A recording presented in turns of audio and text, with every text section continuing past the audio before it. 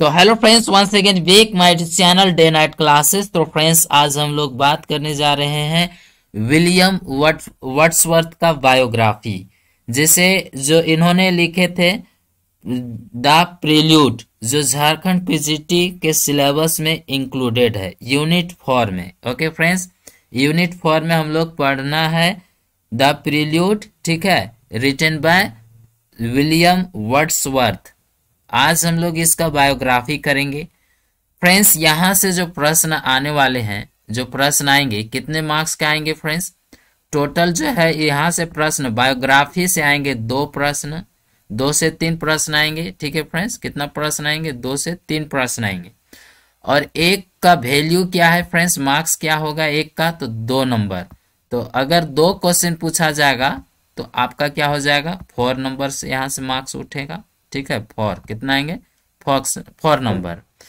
और टोटल अगर हम लोग प्रील्यूड की बात करें तो वहां से 8 प्रश्न आए हैं। ठीक है, 8 प्रश्न आएंगे, यानी टोटल हम लोग का कितना हो गया? 10 प्रश्न पूछा गया। 10, 11 भी हो सकता है, 9 भी हो सकता है। ठीक है फ्रेंड्स, तो बायोग्राफी से 2 प्रश्न, 8 प्रश्न प्रील्यूड से। मैंने एमसीक्यू डिस्कस कर रहे हैं। आज हम लोग बात कर रहे हैं विलियम वर्ड्सवर्थ का बायोग्राफी, जो 2 मार्क्स का आएंगे। ठीक है, इसका एमसीक्यू करवा देंगे। ठीक है, और उसका जो लगातार जारी है वो करते रहेंगे। चैनल में न्यू है, सब्सक्राइब कर लीजिए, साथ ही एक बेल आइकन होगा, उसको प्रेस कर लीजिए ताकि हर वीडियो आपके पास पहुंचता रहेगा। तो आइए हम लोग जम के तैयारी करते हैं। ठीक है, चलिए देखिए। तो विलियम वर्ड्सवर्थ आपको पता है, जो रोमांटिक पीरियड का जो फाउंडर माना जाता है, या ये एस्टैब्लिश किए जो रोमांटिक पीरियड। ठीक है, तो चलिए हम लोग देखते हैं इसका बर्थ कब हुआ था। तो 1770 में इसका बॉर्न हुआ था, जन्म हुआ था अप्रैल 7। ठीक है फ्रेंड्स, और यहाँ देखेंगे इसका पापा का, या पापा या मम्मी का बोलेंगे तो इसका पापा का नाम था ठीक है, जॉन वर्ड्सवर्थ, और उसका मम्मी का एनी वर्ड्सवर्थ नाम था। उसमें से ठीक है, सेकेंड ऑफ 5, यानी 5 इन लोग भाई बहन थे, उनमें से ये सेकेंड था। मतलब 5, ठीक है, 5 में से सेकेंड था। इसका जो मदर डाइड हुई थी, मरी थी, वो 1778 में। यानी फ्रेंड्स, इसका जन्म होने के बाद 8 साल के बाद इसका मृत्यु हो जाता उसका मम्मी का। जैसे विलियम गोस टू हक्स, जो हॉक्सेट ग्रामर स्कूल, वो जाना शुरू करता है। हॉक्सेट ग्रामर स्कूल, जिसका जो शिक्षा होता है, अल्मा मीटर जिसको बोलते हैं, जो पढ़ाई किए है क्या? हॉक्सेट। ठीक है, हॉक्सीड या हॉक्सीड ग्रामर स्कूल। ठीक है, आगे बढ़ते हैं। 1783 में इसका फादर का डेथ हो जाता है।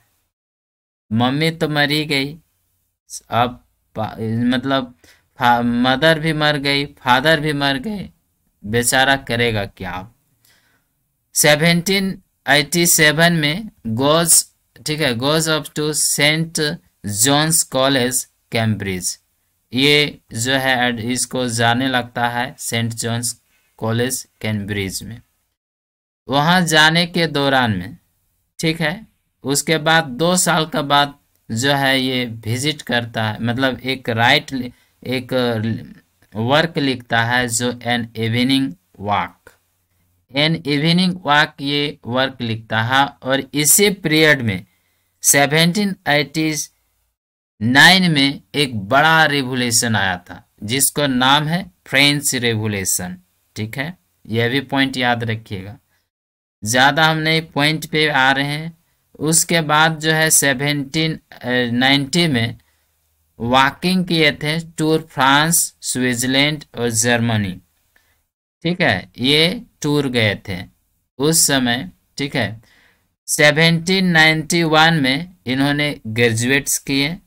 ठीक है, ग्रेजुएशन बीए किए गॉस, और साथ ही इन्होंने उसी के दौरान, उसी समय में ये फ्रांस भी गए, और साथ ही जब जाएं तो वहाँ मेट्स मिलते हैं और एक एनेट तो क्या एनिट वायलेंट लड़की से मिलते हैं और वहाँ उसको लव अफेयर हो जाता है, प्यार हो जाता है।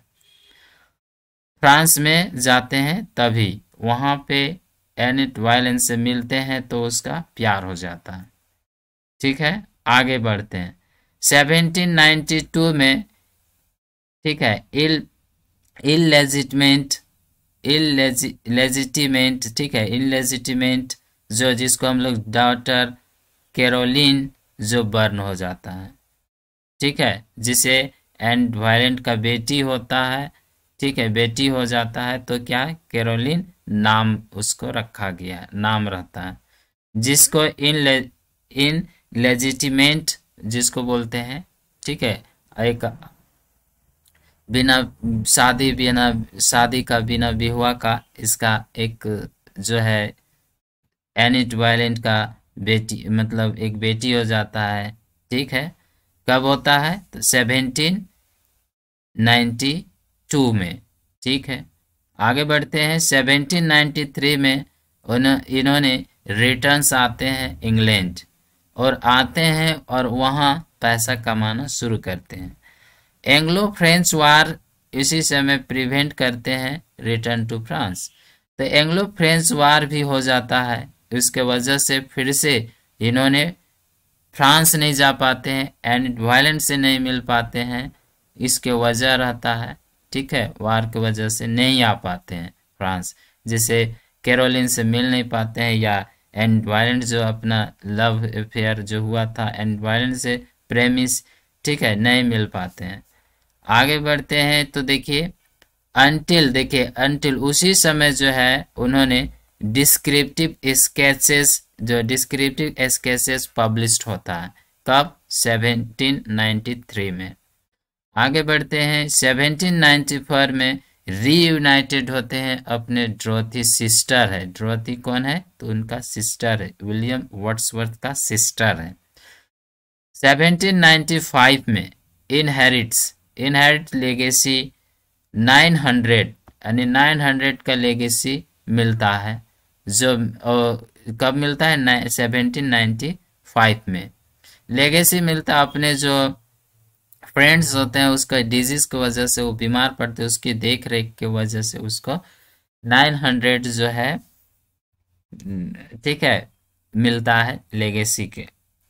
एंड उसी समय 1795 में कोलेरिज से फ्रेंड भी हो जाता है, मिलता और फ्रेंड भी हो जाता है, दोस्ती हो जाता है। और विलियम वर्ड्सवर्थ और कोलेरिज दोनों मिलकर एक लिरिकल बायलेट्स लिखते हैं।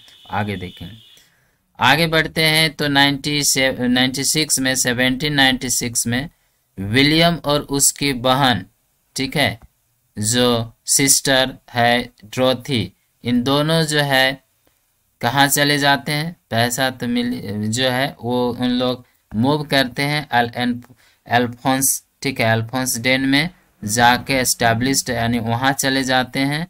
एंड टू बी नियर, जो कोलेरिज भी वहाँ सामने रहते हैं उसके नज़दीक में, उसी के नज़दीक होते हैं और अल्फोंस डेन में उन लोग रहने लगते हैं।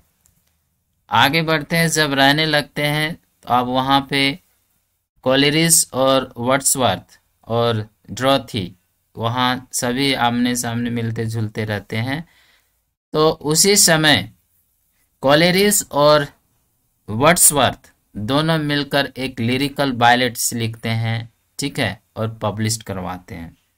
तो पहला जो आते हैं फर्स्ट में 1798 में फर्स्ट लिरिकल बायलेट्स विद कोलेरिज के साथ पहला एडिशन जो है लिरिकल बायलेट्स पब्लिश्ड होता है। और रोमांटिक जो है, हाँ ठीक है, जो रोमांटिक पीरियड स्टार्ट होता है, ठीक है, 1798 से 1798-99 में जब इन लोग लिख लेते हैं और पब्लिश करते हैं, पब्लिश करवाते हैं, ठीक है, 1798 में पब्लिश होता है।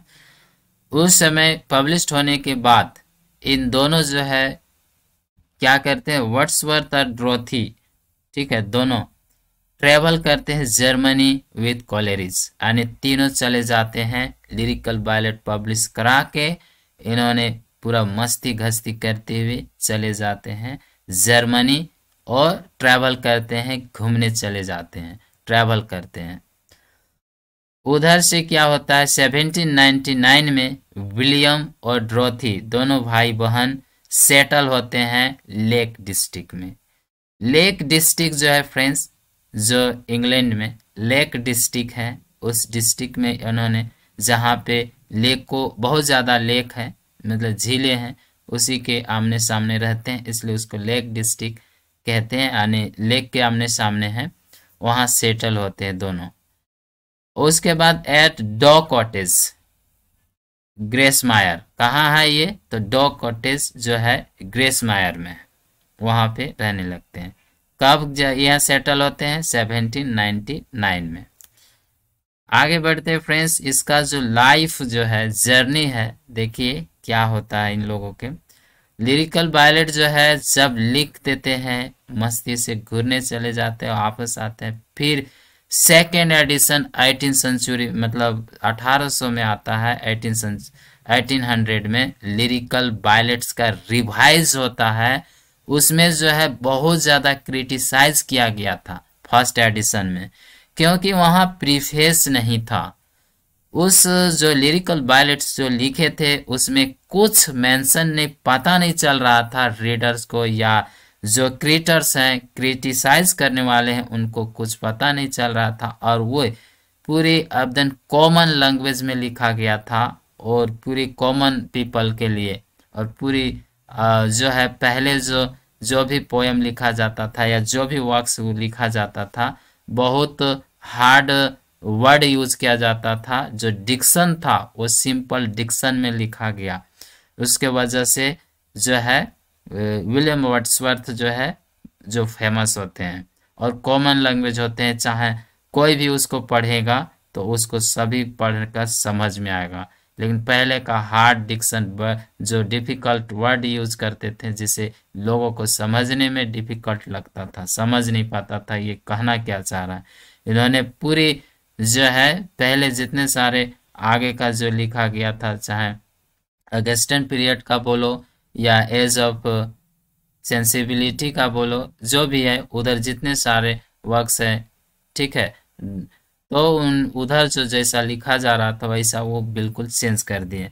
और ये उन्होंने यहाँ लिख दिए प्रीफेस, भूमिका इसका प्रीफेस दे दिए कि किस, ठीक है, इसमें लिरिकल बायलेट्स में जो प्रीफेस लिख दिए और बता दिए कि हम जो है कॉमन पीपल, कॉमन लैंग्वेज, ठीक है, के लिए मैं ये जो लिखा, ताकि हर व्यक्ति इसको पढ़े, सारे को समझ में आए, इस प्रकार से। और भी है, आगे बढ़ते हैं 1802 में इन लोगों ने विजिट किए। जब विजिट करता है वेलेंस, ठीक है, वेलेंस द कैलेस, वेलेंस और कैलेस में वेलेंस होते, वहां विजिट करते हैं। आफ्टर रिसीविंग मच डिलाइट, ठीक है, डिलाइट इनहेरिटेंस, काफी ज्यादा इनहेरिटेंस रिसीव करते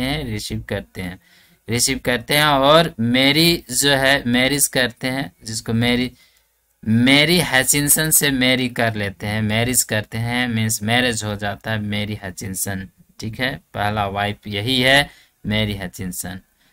और सोनेट्स डेडिकेटेड, और सोनेट्स लिखते हैं dedicated to national independence and liberty, और ये जो है डेडिकेट करते हैं नेशनल इंडिपेंडेंस एंड लिबर्टी।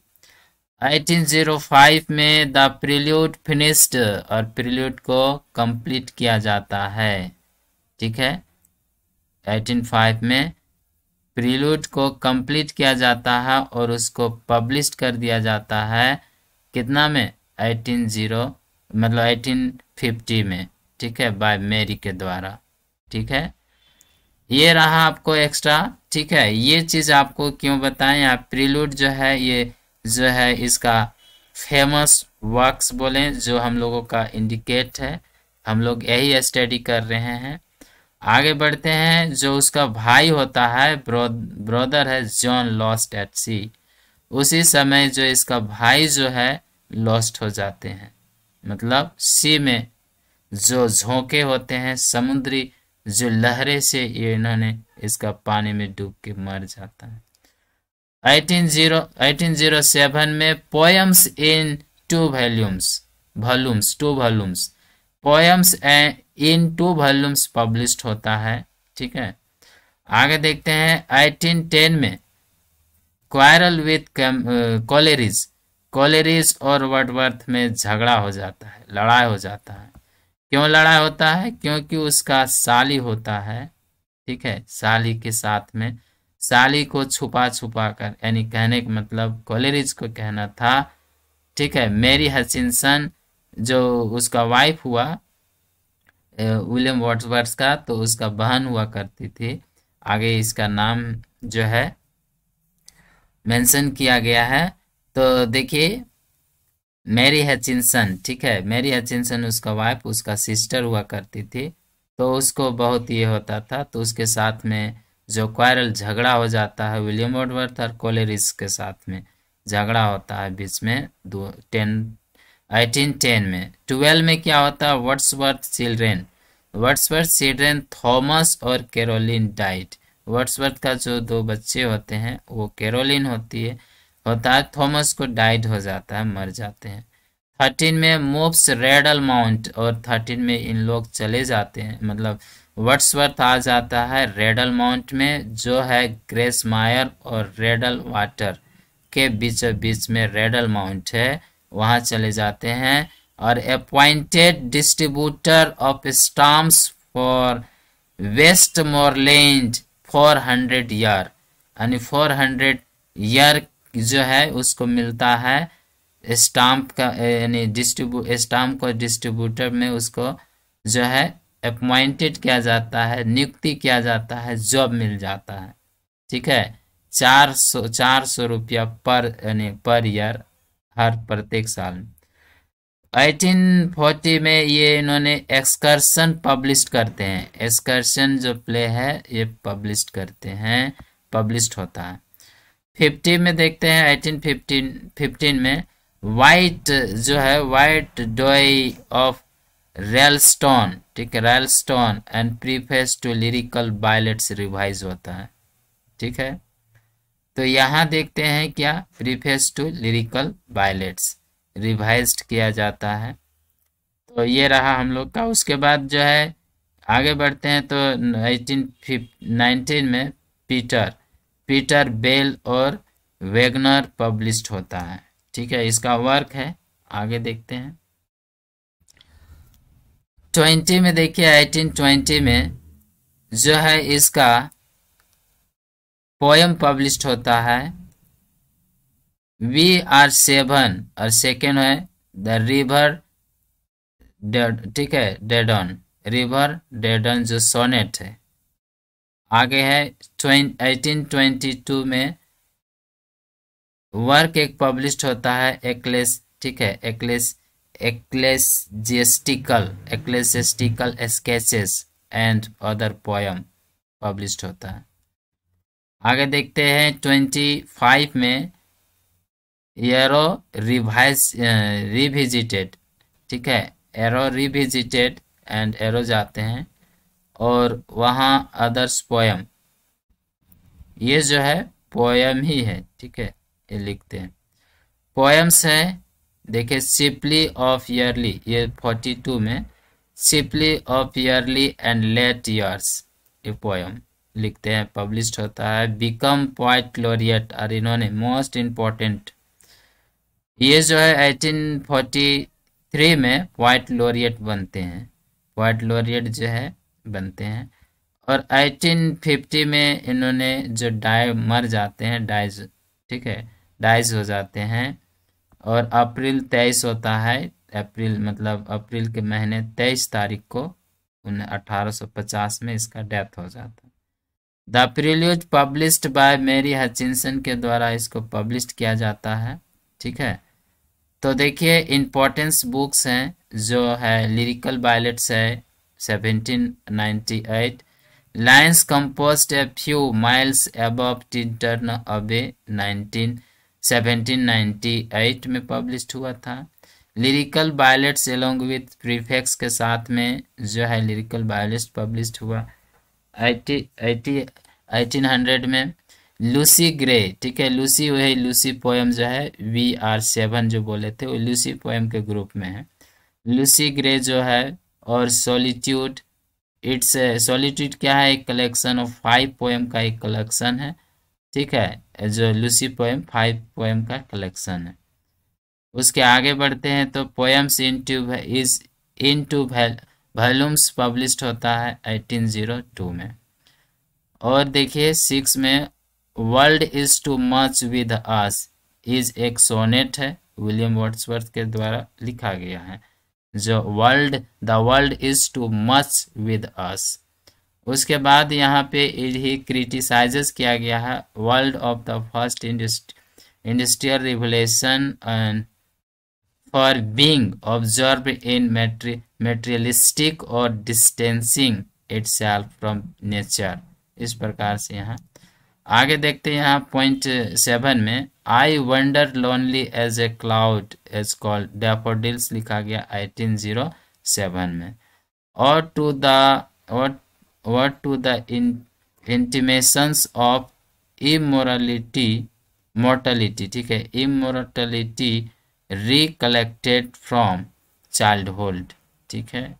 ये पोएम है इन रेगुलर पिंडारिक ऑड है, ठीक है, ऑड 11 स्टेंजा में है, कंपोज किया गया था 1802 और 46 इस तरीके से पब्लिश्ड होता है। यानी आप समझना है 1802 में पब्लिश्ड हुआ 1807 में। नेक्स्ट फेमस पोएम है द सोलिटरी रीपर, ये जो है 1804 में आता है। नंदन 1802 में पब्लिश्ड होता है 1807। कक्कू है, ये भी उसका है, ठीक है, ये पोएम। नेक्स्ट है आप यहाँ पे देखेंगे रिजोल्यूशन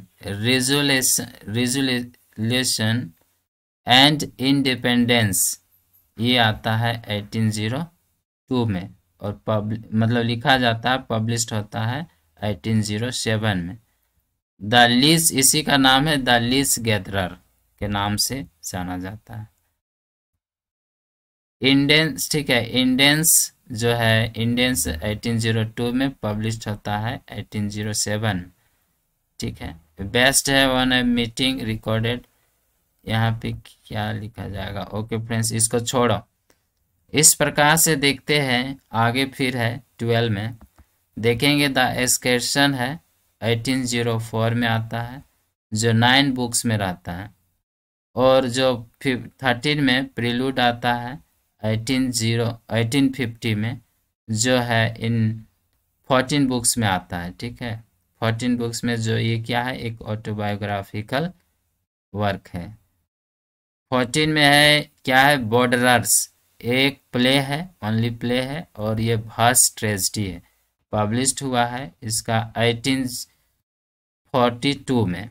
नेक्स्ट है माइकल एक पेस्ट्रल पोएम है और ये पार्ट ऑफ लिरिकल बायलेट्स का हिस्सा, मतलब भाग है। 18 में पब्लिश्ड हुआ था 1800 में। डिस्क्रिप्टिव स्केचेस है। और नेक्स्ट है my heart tips of when I behold, ये जो है 2 वॉल्यूम पोएम इन 2 वॉल्यूम्स में पब्लिश्ड हुआ था 1807 में।